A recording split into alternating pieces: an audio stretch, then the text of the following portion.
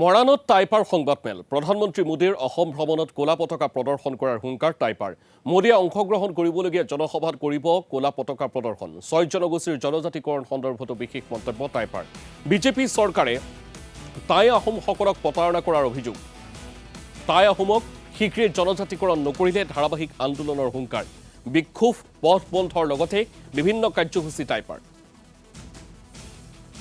13 আৰু 14 ছেপ্টেম্বৰত পুনৰ দেশৰ প্ৰধানমন্ত্ৰী নৰেন্দ্ৰ মোদী অসম আগমন আৰু অসম আগমন হোৱাৰ লগে লগে এই জনগোষ্ঠীটোক লৈ তেওঁ আকৌ নতুন নতুন কিছুমান মিছা প্ৰতিশ্ৰুতি প্ৰদান কৰিব অসমবাসীক লৈ এই জনগোষ্ঠীক লৈ যি জনগোষ্ঠীটোৱে জনজাতিকৰণ বিচাৰি থকা হৈছে আহোমসকলৰ লগতে বাকি 5টা জনগোষ্ঠী আৰু মই এটা কথা এই নৰেন্দ্ৰ মোদীক সোঁৱৰাই দিব বিচাৰিছো তেওঁ যি মিছা কথাৰ আশ্ৰয় লৈ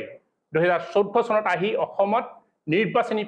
প্ৰতিশ্ৰুতি তেওঁ প্ৰদান কৰিছিল তেওঁ হিন্দীতে এষাৰ কথা কৈছিল এই কথাটো মই তেওঁকে শুনাব বিচাৰিছো সংবাদ মাধ্যমৰ যোগেদি তেওঁ এষাৰ কথা কৈছিল যে मेरे प्यारे भाई और बहनों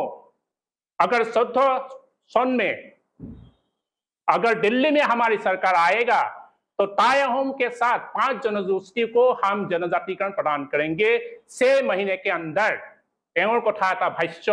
আৰু হেই সমাহ পাৰ হৈ আজি যদি আমি কোৱা মিছলীয়া প্ৰধানমন্ত্ৰী আমি অসমলৈ অহা তীব্ৰ এইবাৰ বিৰোধ কৰিছো টাই আহোম যুৱ পৰিষদৰ তৰফৰ এই অসম আগমনৰ আগৰ পৰা 12 তাৰিখৰ পৰা অসমৰ বিভিন্ন প্ৰান্তত আমি বিক্ষোভ কাৰ্যসূচী পথ অৱৰোধ কাৰ্যসূচী লগতে তেওঁ যিবোৰ জনসভাত আসলে তেওঁ ভাষণ প্ৰদান কৰিব যিবোৰ জনসভাত তেওঁ অংশগ্ৰহণ কৰিব সেই জনসভাতে শ শ টাই আহোমৰ যুৱকে সংগ্ৰামী সতীৰ্থই তেওঁ কলা পতাকা প্ৰদান কৰাৰ আমি সিদ্ধান্ত গ্ৰহণ কৰিছো